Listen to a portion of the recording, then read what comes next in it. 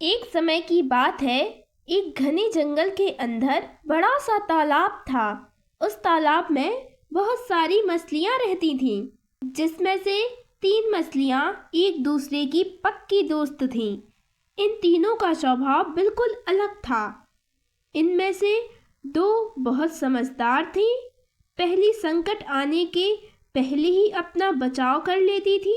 दूसरी संकट आने पर अपनी सुरक्षा कर लेती थी, जबकि तीसरी सब कुछ भाग्य पर छोड़ देती थी।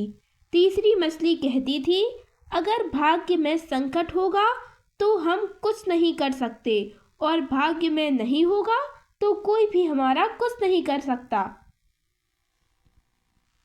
एक दिन रास्ते से गुजर रहे एक मछुआरे ने उस तालाब को देख लिया।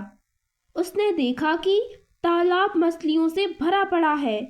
उसने तुरंत अपने बाकी साथियों को इस बारे में बताया। मछुआरे और उसके साथियों ने अगली सुबह यहाँ आने और उन मछलियों को पकड़ने का फैसला किया। लेकिन मछली ने मछुआरे और उनके साथियों के बीच की बातचीत सुन ली थी।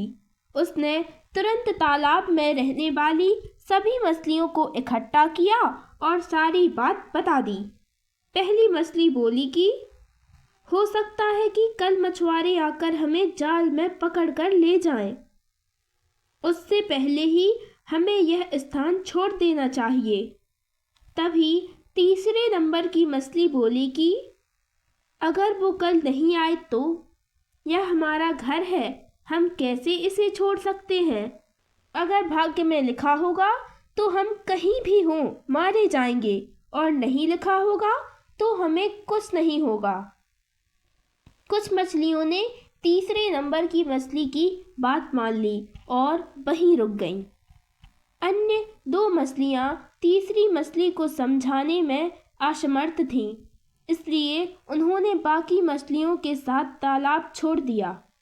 अगले दिन मछुआरे और उसके साथियों ने अपना जाल डाला।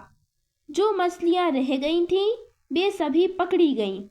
जो मछलियां भाग गई थीं उन सभी की जान बच गई, और जो तालाब में रुक गई थीं वे सभी मछुआरे के द्वारा पकड़ ली गईं। मछुआरे ने उन्हें एक टोकरे में डाल दिया, जहां सभी तड़प तड़प के मर गईं।